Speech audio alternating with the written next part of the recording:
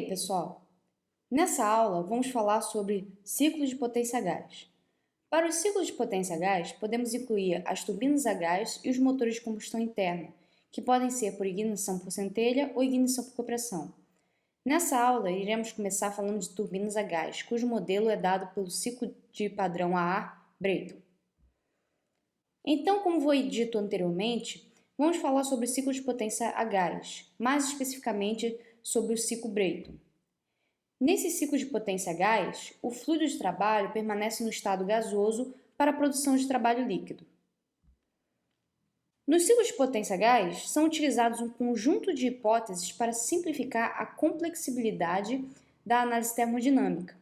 Essas hipóteses são chamadas de hipóteses de padrão de ar e deixam o nível do modelo real do ciclo para um nível manejável. No caso de motores de combustão interna, por exemplo, que possuem ciclos abertos, ou seja, o fluido de trabalho é exaurido após cada ciclo e removido para fora, as hipóteses basicamente convertem esses ciclos abertos em ciclos fechados por uma questão de simplicidade. Aqui nesse quadro, como vocês podem ver, podemos ver todas as hipóteses, porém, quando utilizamos outra suposição para simplificar a análise ainda mais, a de padrão de ar frio, podemos adicionar uma hipótese a mais, que seria a de que o ar tem calores específicos constantes, cujos valores são determinados à temperatura ambiente, ou seja, essa hipótese aqui. Então, essa premissa a mais seria a premissa de hipótese padrão de ar frio, e ela também vai reduzir a complexidade da análise. Agora, com base nas hipóteses, vamos analisar o caso de turbinas a gás. Nas turbinas a gás, como à vista aqui nessa figura, o ar é admitido da atmosfera para o estágio de compressão, tipicamente utilizando compressores axiais, onde a pressão do ar é elevada. Após esse estágio de compressão, o ar é direcionado para uma câmara de combustão, onde o ar é misturado a um combustível e é queimado. Após o estágio de combustão, a mistura gasosa é expandida no estágio da turbina, gerando potência que vai mover o eixo para acionar um compressor ou para gerar energia elétrica, dependendo da aplicação da turbina. Após a expansão, tem a exaustão desses gases de volta para a atmosfera. É importante dizer que as turbinas a gás tipicamente têm uma baixa relação peso-potência. Dado uma potência, você consegue equipamentos mais leves do que ciclo de potência a vapor. Por isso, você usa em aplicações móveis, utilizando, por exemplo, em aviões comerciais. Porém, também é utilizada em usinas termoelétricas para geração de potência elétrica, pois são mais rápidas de serem acionadas, por serem mais simples que usinas a vapor, principalmente em momentos de pico, durante certos meses ou horas do dia. Aqui vamos analisar finalmente o ciclo Brayton para turbinas a gás, como podemos ver aqui. Temos aqui demonstrado duas configurações principais para o ciclo. Temos um ciclo aberto, que é a configuração mais utilizada.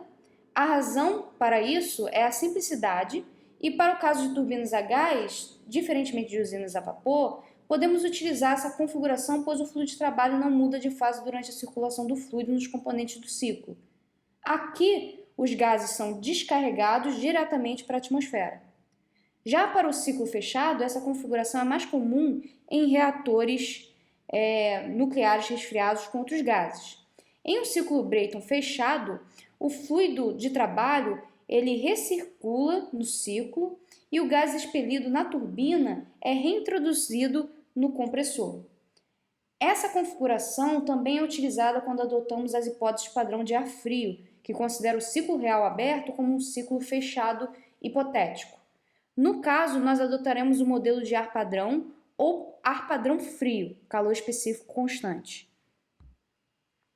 Assim sendo, temos a representação dos diagramas temperatura, entropia, pressão, volume específico, do ciclo Brayton aqui.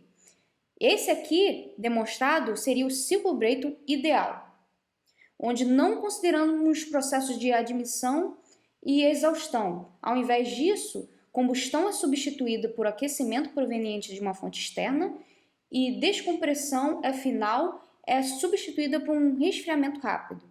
No ciclo ideal, os processos são considerados internamente reversíveis.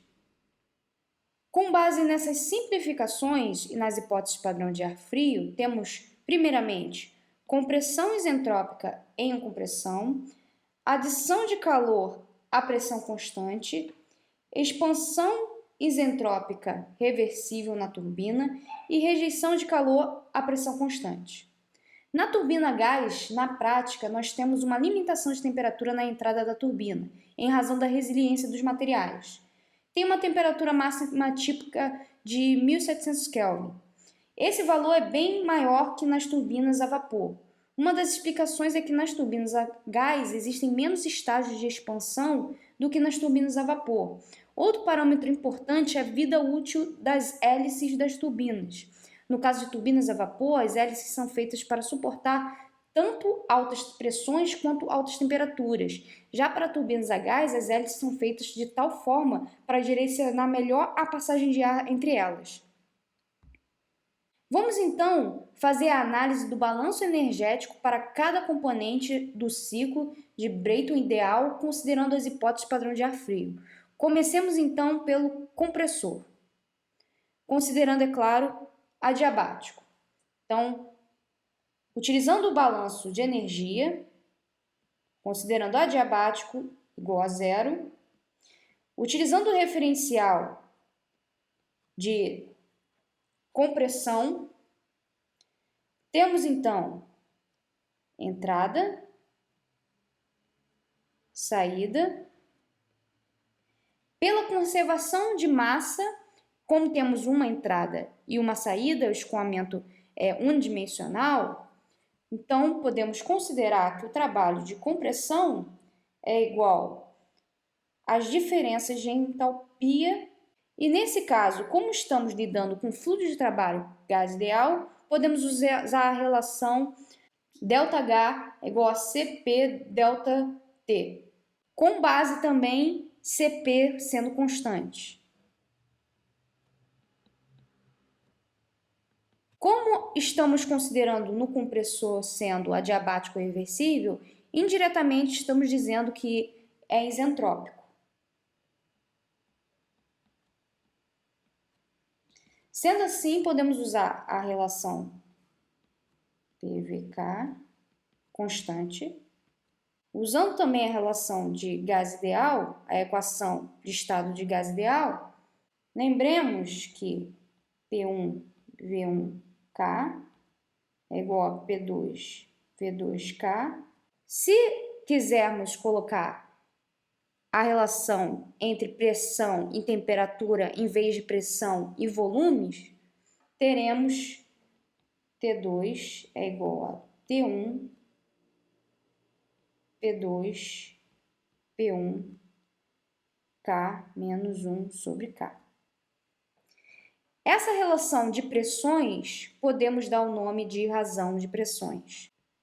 Razão de pressão, pressão máxima sobre pressão mínima, que é igual P2 sobre P1.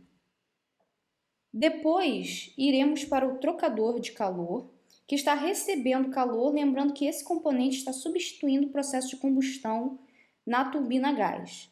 Nesse caso aqui, ao aplicar a primeira lei da termodinâmica, temos que estamos recebendo calor a uma taxa Querrai,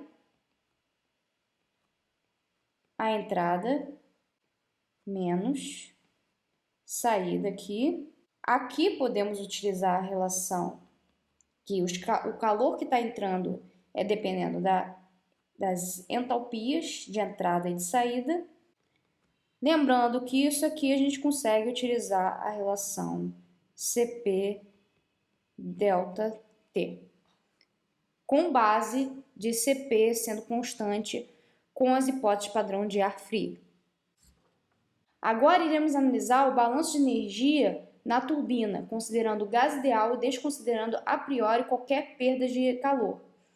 Com isso, o balanço de energia fica da seguinte forma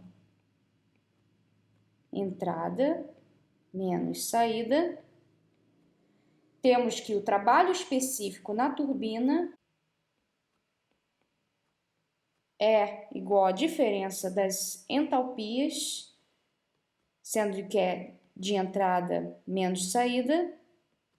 Aqui também temos uma turbina, que no caso é adiabática, reversível. Por ser adiabática reversível, ela é isentrópica.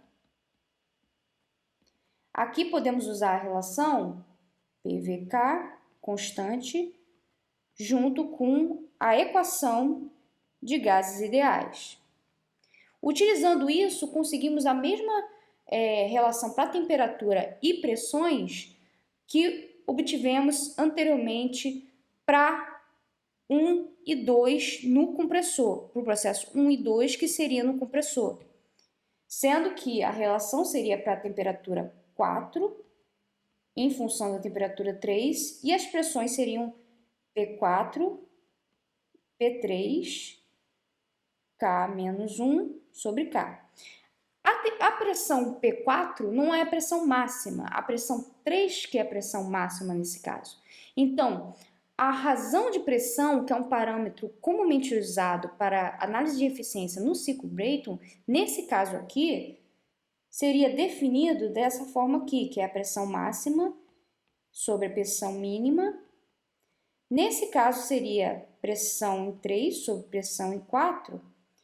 Então, a temperatura em 4 seria 3, 1 sobre a razão de pressão, K menos 1 sobre K. Diferente do caso anterior no compressor.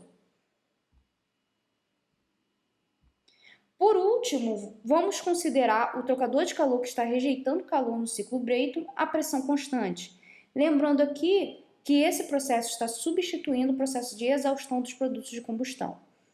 Então, com rejeição de calor, utilizando o balanço de energia, temos o seguinte: algo análogo aos casos anteriores. Então, percebemos que o calor específico rejeitado é igual a H4 menos H1.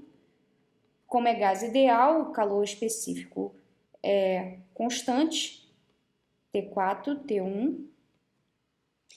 E assim temos que a eficiência, como é uma máquina térmica, a turbina é uma turbina a gás, é uma máquina térmica, a eficiência é dada por essa relação aqui,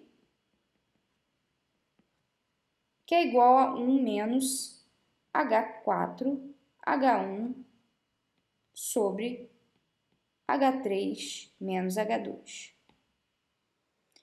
Ou também trabalho líquido sobre Q raio. Aqui podemos ver os efeitos das irreversibilidades no ciclo real Brayton. Na figura do lado direito, podemos ver os efeitos de atrito dentro do compressor e da turbina, onde o fluxo de trabalho sofre aumento de entropia específica nesses componentes. Devido ao atrito, haveria também perdas de carga conforme o fluido passasse através dos trocadores de calor, como podemos ver aqui. Porém, pelo fato das perdas de carga por atrito serem fontes menos significantes de irreversibilidades nos trocadores de calor, nós as ignoramos nas discussões que vamos fazer daqui em diante. E por simplicidade, mostraremos o escoamento através dos trocadores de calor, como ocorre a pressão constante, como a gente fez no caso anterior, no ideal. Na figura à esquerda, como podemos ver aqui, vemos a figura já ignorando as perdas nos trocadores de calor. À medida que os efeitos das irreversibilidades na turbina e compressor ficam mais pronunciados, o trabalho produzido pela turbina decresce e o trabalho fornecido ao compressor aumenta, resultando em um decréscimo acentuado no trabalho líquido na instalação da potência.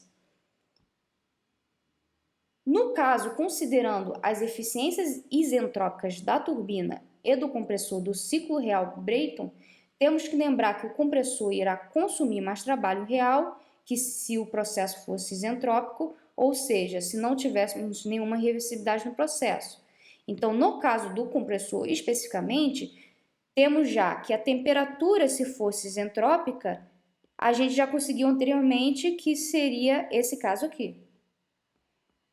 Pegamos do caso anterior, onde no caso a razão de pressão é dada pela pressão máxima sobre a pressão mínima, que entre o processo 1 e 2, tanto 1 e 2 e 1 e 2S, vai ser P2 e P1, porque tanto o ponto 2S quanto o ponto 2 estão nas mesmas linhas de pressão constante. Então, nesse caso aqui, o trabalho específico de compressão é dado por Cp T2S menos T1, a eficiência isentrópica de compressão. Isso aqui é igual a Cp T2 T1, como se você estivesse fazendo no ponto real. O T2, se a gente quiser calcular, se a gente tivesse o trabalho específico de compressão, fazendo através dos pontos ideais, seria o trabalho específico de compressão, Cp mais T1. Agora, para a turbina, temos que lembrar que o trabalho produzido na turbina real será menor que o trabalho ideal. Então, já temos a temperatura no ideal, que seria essa aqui. Lembrando que a razão de pressão é dada pela pressão máxima sobre pressão mínima, onde nesse caso aqui é a pressão no ponto 3 sobre pressão no ponto 4. O trabalho da turbina aqui específico será dada pela eficiência isentrópica da turbina, Cp T3 T4S. Se estivéssemos analisando, é claro, esse processo aqui, mas se estivéssemos analisando, se tivéssemos os pontos reais, podemos dar pelos pontos reais também. Então, se a gente conseguir o cálculo do trabalho da turbina específico, podemos obter a temperatura do ponto 4, que seria T3 menos trabalho da turbina sobre Cp. Já o balanço de entropia vai nos indicar qual é o componente que tem maior geração de entropia. Portanto, é ali que haverá maior perda de disponibilidade de trabalho útil. A câmara de combustão na turbina, a gás, assim como a caldeira no caso de usinas a vapor, irá apresentar a maior geração de entropia. Então, pelas nossas análises, para cada componente, temos as relações do seguinte, que de 1 a 2, temos que, aplicando a segunda lei da termodinâmica de forma geral, ainda não utilizando as hipóteses simplificadoras, temos que a entropia pode ser transferida através de calor ou massa. Isso pode ser visto através da segunda lei da termodinâmica. Simplificando aqui, lembrando que tem uma entrada e uma saída, lembrando também que de 1 a 2 não tem troca de calor, lembrando regime permanente. Temos no final das contas que de 1 a 2 é apenas a diferença de entropia em cada um dos pontos. Agora, de 2 a 3 é uma troca de calor, uma adição de calor. Então, nesse caso, a geração de entropia de 2 a 3 é igual a S3 menos S2 menos T-high, onde T-high aqui seria no ponto 3. Continuando de 3 a 4, A análise é análoga ao ponto 1 a 2 no compressor, já que aqui é diabático. 3 a 4, S4 menos S3. Já de 4 a 1, é uma rejeição de calor. Então, ao aplicar a segunda lei, temos que S1, S4 mais Quelow, Tellow. Isso aqui considerando cada um dos processos. Se a gente considerar o ciclo inteiro,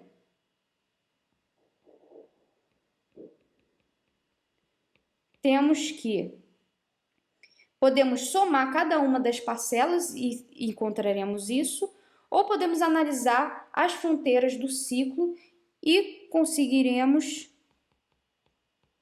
menos Querrai sobre Terrai mais Quelow, Tellow. Porém, para conseguir a diferença de entropia, temos que usar tanto as equações de estado dos gases ideais, como as funções de estado termodinâmico, ou seja, relações de Gibbs para cada processo, sabendo que para os processos isobáricos, temos uma relação direta de diferença de entropia com a temperatura de cada processo. No caso aqui, podemos usar as relações TdS, dH menos VdP, ou TdS, du mais PDV. No caso do ciclo Brayton, é melhor utilizar essa relação primeiro aqui. Então, para o processo isobárico, vamos pegar como exemplo o processo 3 de 2 a 3.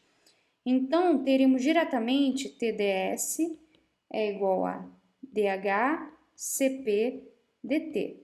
Cp é constante, então teríamos S3, S2 é igual a Cp ln T3 sobre T2. Já se estivéssemos lidando com o processo adiabático natural, poderíamos usar também essa relação, mas poderíamos utilizar algo diferente. Seria o processo de 1 a 2, mas poderíamos utilizar como base o processo de 2 a 3, mas também o 2S a 3. Então, no processo de 1 a 2, vamos utilizar como base também o isobárico aqui, só que tanto o isobárico ideal como o isobárico real.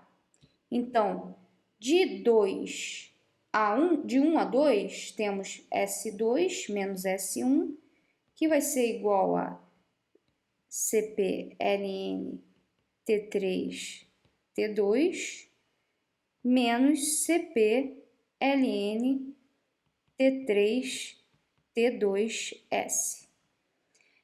Essas mesmas relações aqui podem ser feitas tanto para ponto 3 a 4, quanto ponto 4 a 1. As conclusões que faremos daqui em diante para a eficiência são qualitativamente corretas para turbinas a gás reais. Sendo assim, iremos extrair através de um estudo do ciclo Brayton ideal. A primeira conclusão é que a eficiência térmica aumenta com a razão de pressão que nós definimos anteriormente, a razão de pressão que definimos no compressor. Então, a eficiência ela é dada pela o trabalho na turbina menos o trabalho no compressor sobre o Querrai.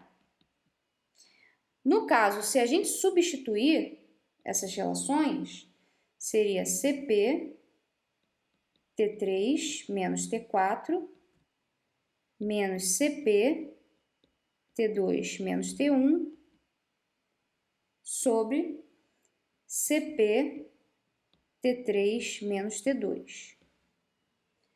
Continuando, a eficiência seria 1 menos T4 menos T1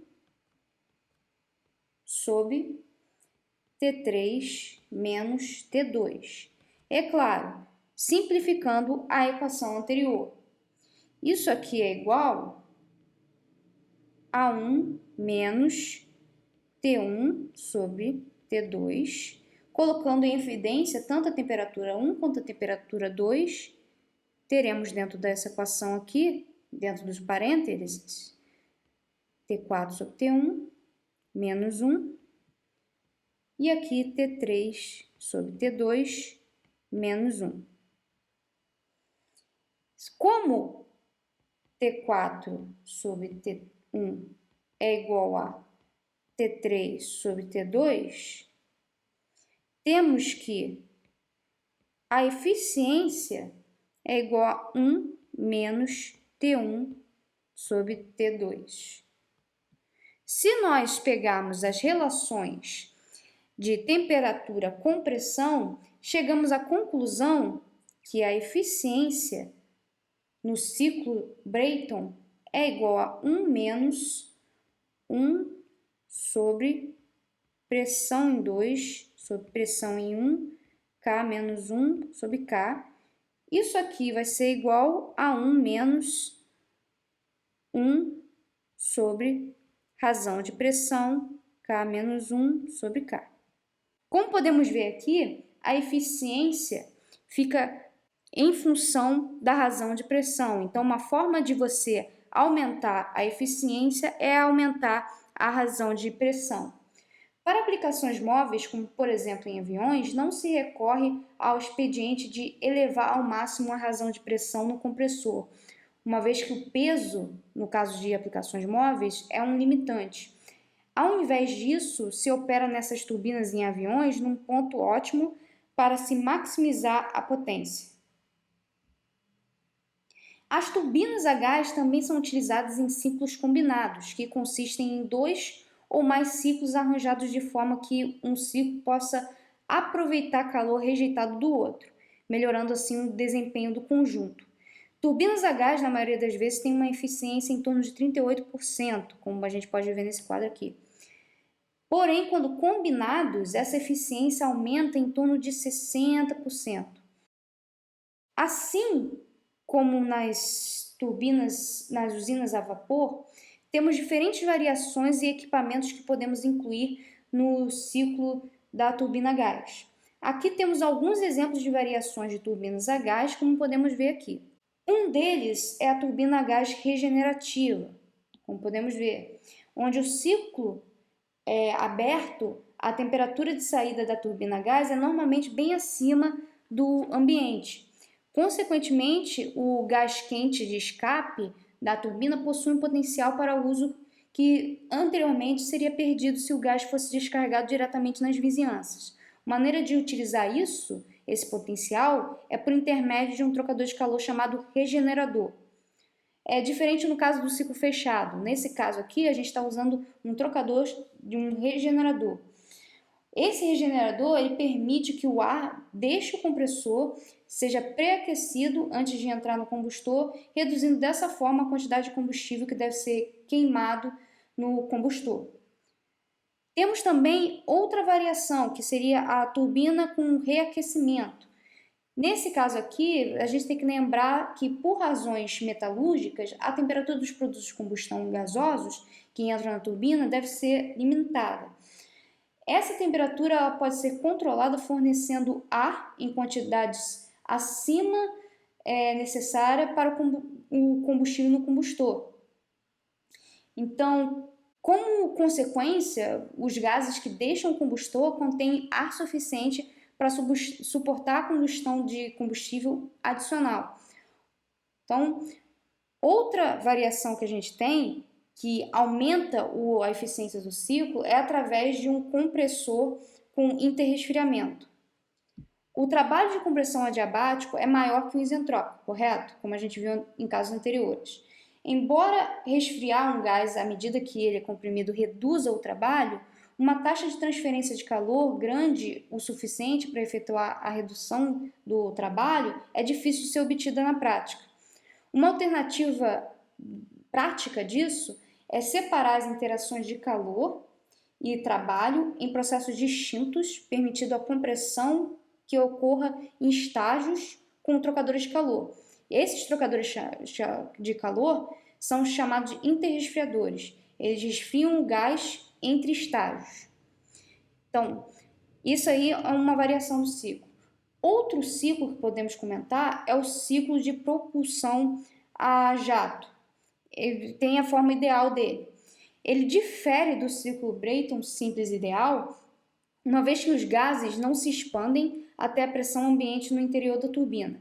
Em vez disso, eles se expandem até uma pressão com qual a potência produzida pela turbina é suficiente apenas para acionar o compressor e equipamentos auxiliares, como um gerador pequeno e bombas hidráulicas.